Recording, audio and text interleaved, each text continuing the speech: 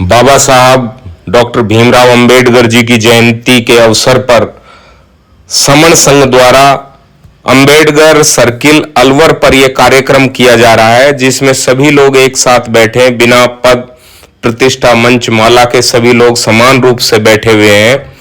यहाँ पर चारों तरफ बहुत ज्यादा भीड़ है। लोग बाबा साहब की स्टेचू पर पुष्प अर्पित कर रहे हैं, माला पहना रहे हैं।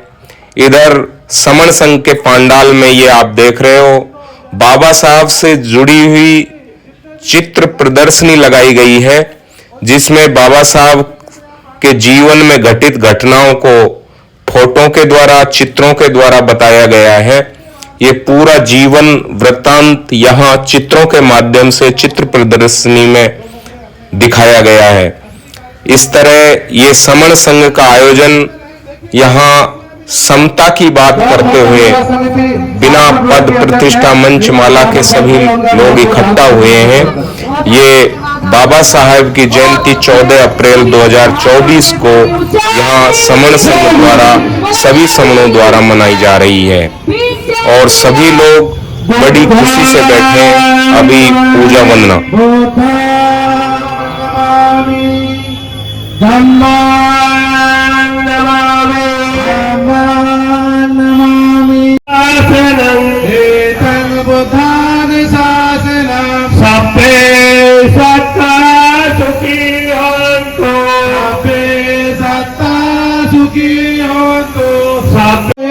संपूर्ण प्रभुत्व संपन्न समाजवादी पंथ निरपेक्ष लोकतंत्रात्मक गणराज्य बनाने के लिए तथा उसके समस्त नागरिकों को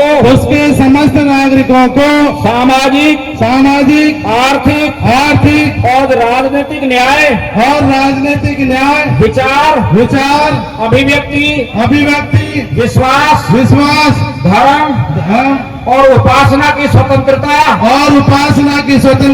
प्रतिष्ठा और अवसर की समता प्राप्त करने के लिए तथा उन सब में व्यक्ति की गरिमा और राष्ट्र की एकता और अखंडता सुनिश्चित करने वाली बंधुता बढ़ाने के लिए दृढ़ संकल्प होकर अपनी इस संविधान सभा में आज तारीख 26 नवंबर 1949 को एतद द्वारा इस संविधान को अंगीकृत अधिनियमित और आत्मर्पित करते हैं।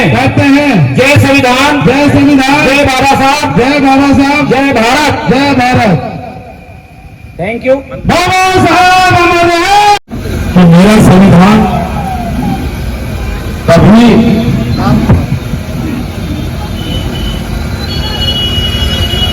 इस देश की जनता के लिए काम कर पाएगा जब इस संविधान को इसकी मूल भावना के अनुरूप देश की जनता के लिए लागू किया जाएगा। मैं ज्यादा बात नहीं कहते हुए यही कहना चाहूंगा, हम सबका ये पहला कर्तव्य बनता है, पहला धर्म बनता है कि हम बाबा साहब के संविधान की रक्षा करें, इसकी मजबूती से पालना करवाएं, तभी सही मायनों में हमारा बाबा साहब को जो समर्पण है, उनको श्रद्धांजलि है, वो सार्थक हो पाएगी। धन्यवाद। अंदर जो मुख्य कड़ी है वो गरीब लोगों की है। आज उनको जो समान तरह से चाहे अमीर हो चाहे गरीब हो, उनको एक समान हक दिया। ये बहुत ही बड़ी बात है। और जो हमारा संविधान है, मैं आपको निवेदन करना चाहूंगा, जो हमारा संविधान है, जय भीम। संविधान की रक्षा हो, ऐसा जीवन भर प्रयास रहे। संविधान की रक्षा हो, ऐसा जीवन भर प्रयास रहे। उनके सिद्धांतों पर चर्चा नहीं करें, उनकी बातों पर चर्चा नहीं करें, तो बाबा साहब के लिए सच्ची बात नहीं है। मैं doctor B are Shastri ji से जैसा कि आप देख रहे हो यहाँ सभी लोग नीचे बैठे हुए हैं, चाहे संख्या कम हो ज्यादा हो ये महत्व नहीं रखता। यहाँ पर जो भी लोग आप देख रहे हो लगभग एक एक अपने आप में संगठन है और सभी यहाँ जो समाज का स्ट्रगल करते हैं वो लोग आपको यहाँ दिखाई दे रहे हैं। आज हम यहाँ पर जो आप देख रहे हो भाई ये समण शब्द जो दिख रहा है कईयों को नया लग रहा होगा, ये समण शब्द क्या है, समण संघ क्या है। अब कई लोगों को लगता है कि ये समण संघ भी कोई एक नया संगठन होगा, तो ऐसा कई बार लगता है। तो समण संघ दरअसल कोई संगठन नहीं है, ये हमारी संस्कृति है जो प्राचीन काल से ही हम लोगों को जो यहाँ के मूल निवासी थे उनको यहाँ समण कहा जाता था। जयगढ़ साजी मैग्नीज ने इंडिका में लिखा है कि यहाँ समण जो लोग हैं वो यहाँ बड़े राजपाट करते हैं, यहाँ पर बड़े बड़े वैज्ञानिक हैं, प्रोफेसर हैं, शिक्षक हैं, व्यापारी हैं, डॉक्टर हैं, इंजीनियर हैं। तो जो समण लोग हैं वो जीरो से लेकर बड़े काम कर रहे हैं। लेकिन क्या हुआ, समण लोग जो संघ में बैठते थे, जो इकट्ठा बैठते थे प्राचीन काल में, उसको समण संघ कहते थे। तो कोई संगठन नहीं था, कोई रजिस्टर्ड संस्था नहीं थी। तो प्राचीन काल में जो लोग हम जिनको मूल निवासी कहते हैं, आज की तारीख में जिनको हम SC ST OBC कहते हैं, ये जो लोग थे इनको समण लोग कहते थे। और जो ये लोग इकट्ठा रहते थे उसको संघ कहते थे। लेकिन कुछ लोगों ने उसको कॉपी किया और एक संघ अलग से ही बना लिया, तो अपने अपने संघ बना लिए। लेकिन जो हमारा संघ था और प्राचीन काल में जो संघ के रूप में हम लोग रहते थे वो समण संघ के रूप में रहते थे, क्योंकि समण थे और संघ इकट्ठा रहते थे, वो संघ था। आज हम जो अलग अलग टुकड़ों में बटे हुए हैं और हम अलग अलग पंथ धर्म जैसे मजहब जो मानते हैं, यदि हम अपनी मूल रूप से अपने प्राचीन काल को देखें तो हम इस संघ से परिचित हो जाएंगे।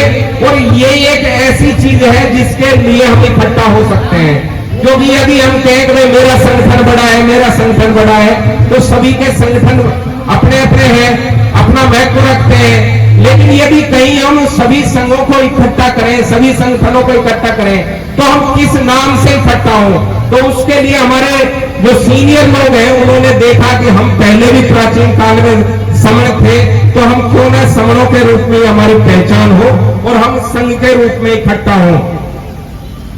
आज जो समण संघ आप देख रहे हो, इसके ये 10 गोल्डन रूल हैं। यहाँ आप देख रहे हो, कोई आपको ऐसा नहीं दिख रहा है कि कोई छोटा है बड़ा है, सभी इक्वल है, सब बराबर है, सभी एक जागम पर बैठे हुए हैं। तो ये जो 10 गोल्डन रूल है ये केवल समण यानी कि जो समता में विश्वास करते हैं, जो ऊंच नीचता को नहीं मानते, जो भारतीय प्राचीन काल में यहाँ के मूल निवासी जो कहलाते थे उनमें आज भी ऊंच नीचता नहीं है। लेकिन कुछ लोगों ने हमारे बीच में जहर घोड़ा और हमको ऊंच नीच में बांटा।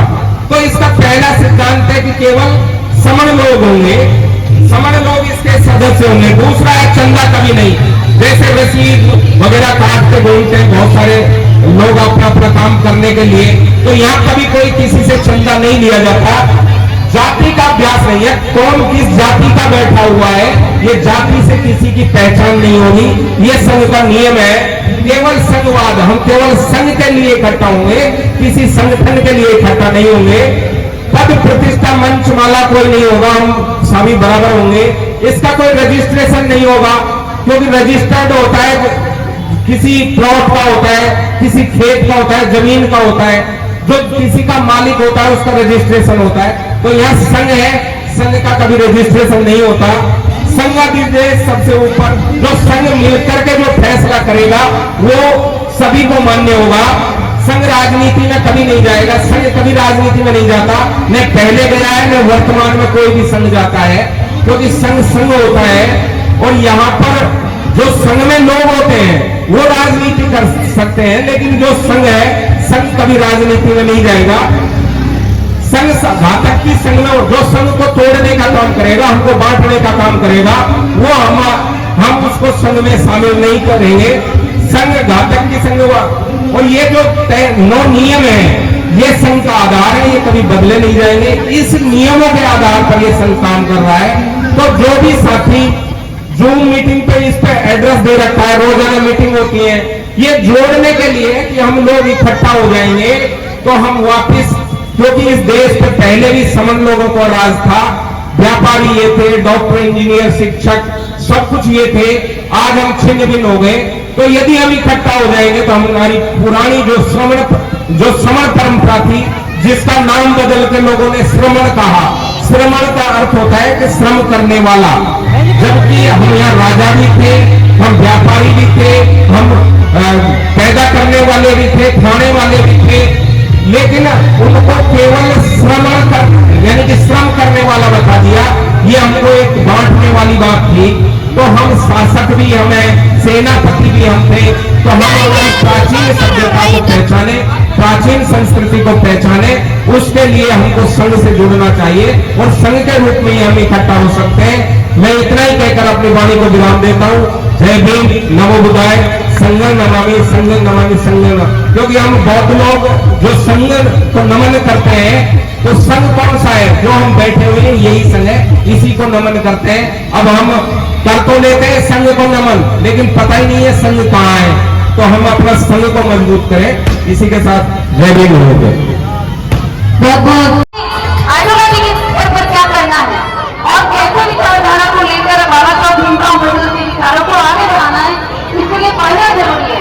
तो जो बाकी माले कॉन्टेक्ट में उनका स्वागत है, लंदन में बड़े ही सम्मान से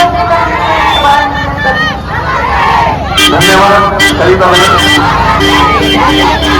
मेरा है कि जो बाहर से साउंड बज रहा है, इसको त्याग करके ही आज आपका समाज जो है, बाबा साहब B.R. अम्बेडकर को नमन करता हुआ, बाबा साहब की 133 की जयंती हम जो मना रहे हैं समर संघ के द्वारा, ये बहुत अच्छी पहल है। बाबा साहब को जो दलित वर्ग को व्यक्ति मानता है, तो बाबा साहब को हम सब मानते हैं। बाबा साहब को संपूर्ण भारत, पूरे विश्व में इनको माना जा रहा है। बाबा भारत भीमराव अम्बेडकर को 1990 रामायण को भी नहीं मानता।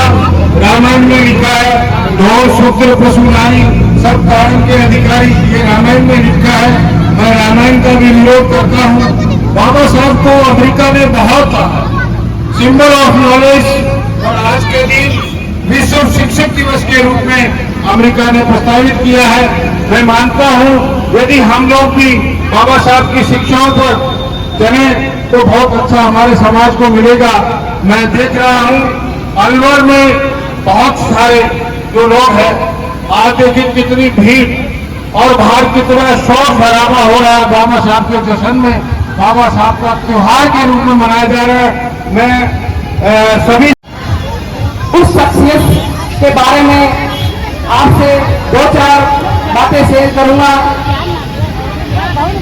विश्व इतिहास में जिस हस्ती ने महात्मा बुद्ध और कार्ल मार्क्स के बाद पूरी दुनिया को सबसे अधिक प्रभावित किया, तो वो है डॉक्टर बाबा साहब अम्बेडकर। डॉक्टर अम्बेडकर ने तो आज हम देखते हैं दुनिया में सबसे अधिक प्रासंगिक पर चलकर ही हम सही मायने में समतामूलक समाज का निर्माण कर सकते हैं। इस गैर बराबरी और भेदभावपूर्ण जो व्यवस्था समाज में आज भी चल रही है, इस 70 सालों 80 साल के बाद में उन कोई बड़ा बदलाव नहीं आया है। आप सभी अपने बच्चों को वो शिक्षाएं दें जिस पर चल करके वो एक अच्छे इंसान बन सके। बाबा साहब का राष्ट्रवाद भी यही था, जो सामाजिक न्याय और मानवता को मानता है, उसी राष्ट्रवाद में बाबा साहब यकीन करता है। अंत में मैं नमो बुद्धाय, जय भारत, जय संविधान।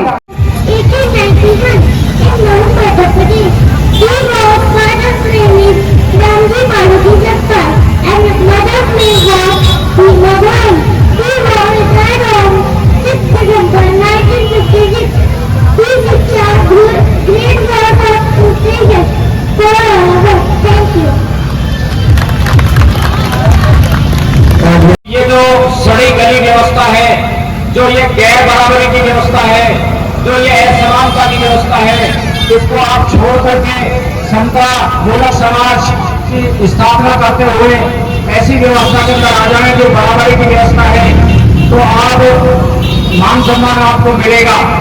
लेकिन 68 साल हो जाने के बावजूद भी जो बाबा साहब ने कहा कि मुझे पढ़े लिखे लोगों ने धोखा दिया, हम धोखेबाजों की लाइन में खड़े हैं, हमने कोई परिवर्तन नहीं किया, हमें आमूलचूल परिवर्तन करके जो बाबा साहब ने कहा कि मैं हिंदू में पैदा हुआ, ये तो मेरे बस में नहीं था, लेकिन मैं ये विश्वास दिलाता हूं कि मैं हिंदू मरूंगा नहीं।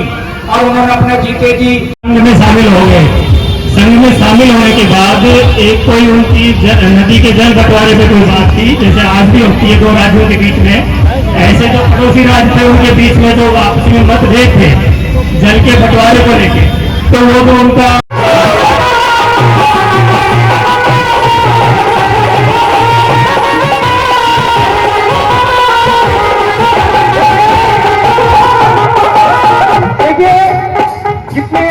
बाबा के भगत सब है। एक बात कहूंगा, बाबा के भक्त मत बनो, बाबा के अनुयायी बनो और दिखा दो जोश दुनिया वालों को। और जो भीम को लाए हैं हम उनको लाएंगे, भीम को लाए हैं हम उनको लाएंगे। भगवान मिलते हैं यूं तो संसार में करोड़ों भगवान मिलते हैं, पर हर कोई मेरे भीम सा नहीं होता।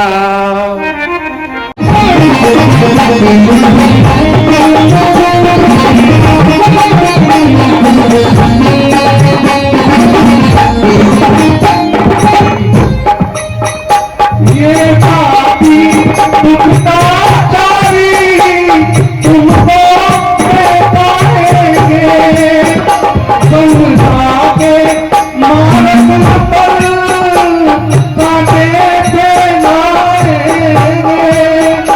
चलना कमल कमल चल कर दिखला देना, ये बोध धर्म तो मिलते न भुला देना, बाबा के पसीने पर तुम खून बहा देना।